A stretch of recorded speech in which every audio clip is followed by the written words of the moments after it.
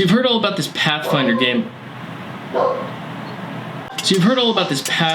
Everyone's talking about on Twitter, and you want a piece of the action. Only before you purchase this $30 rulebook or start browsing the totally free archives of Nethys, you want to know how it's actually different from 5th edition. Well, have no fear, this is the video for you. Here are 5 key differences between Pathfinder 2E and D&D 5E. Number 1, the critical success system. In D&D, it's pretty simple. There's a DC or I don't actually know what that stands for. And if you roll higher than the DC, you succeed. If you roll lower than the DC, you fail. You roll a 20, you crit. If you roll a 1, you critically fail. It's a little bit different in Pathfinder. There's still 4 levels of success: critical failure, failure, success, critical success. The only difference is how you get to it. You roll 10 above a DC, no matter what it is, you critically succeed. You roll 10 below that DC, no matter what it is, you critically fail that DC. If you roll 20, that bumps you up 1 level. If you roll a 1, bumps you down 1 level. So what do I mean by that last part? That's a little weird, right? Let's say you have a DC of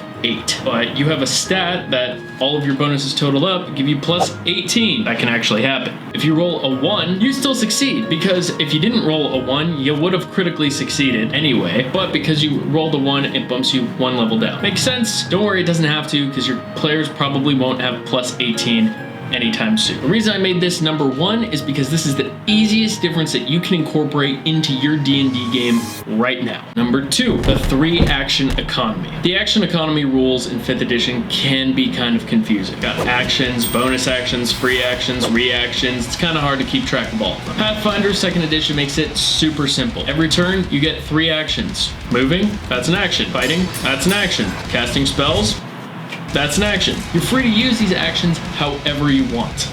If you want to move 90 feet in 1 turn, you just use all 3 of your actions. If you want to attack 3 times in your turn, you just use all 3 of your actions. Makes it super simple. There are a couple of additional rules to sort of balance everything out in that regard, but you can just dive in on that on Archives of Nethys or in this rulebook. Number 3, customization. Let's face it, in 5th edition, you really don't get that much customization when it comes to your classes. You pick a class, at 3rd level you get to pick a branch of your class. That's pretty much everything you get in terms of meaningful choice. Pathfinder 2nd edition, you get to pick something every single level to customize your character in a mechanical way. Every single level you get a thing that you can pick called a feat, and feats will actually alter how your character plays. It's super cool. Number 4, experience. The way that experience is done in Pathfinder 2E is way better than 5th edition in my opinion. Every single level, it takes 1,000 experience to level up. Now you might be thinking, well, wait a minute, doesn't it make it like easier to level up when you're a higher level because those things You don't have to worry about that. That's because monster experience is done based on your level and the level of the monster. In addition, Pathfinder has built into the game giving you experience for accomplishing other miscellaneous tasks that aren't necessarily fighting. And don't worry, everyone shares experience equally,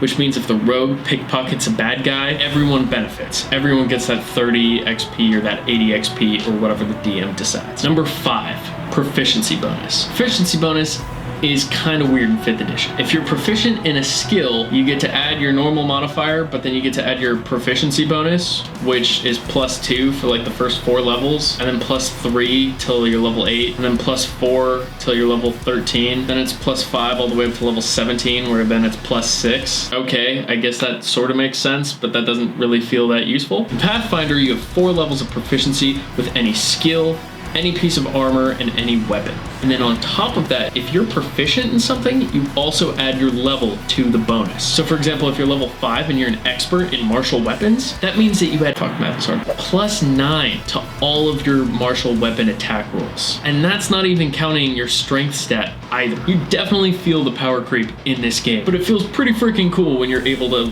add like +12 to a roll. Of course, the monsters do scale with this. So for example, like really high level dragons have an AC of 40, which as a DM, it is pretty fun to have a player say that they rolled a 36 and you tell them it doesn't hit. So those are just a couple of the main differences I found in D&D 5th edition and Pathfinder 2nd edition. Pathfinder 2E is really freaking cool. I recommend you give it a shot. Try and convince your players to get into it. Just tell them it's D&D, but better, because it's basically what it is. Highly recommend. But if you've got a session coming up for whatever game, doesn't really matter, and you haven't planned for it whatsoever, check out this video right here to get some quick tips on that.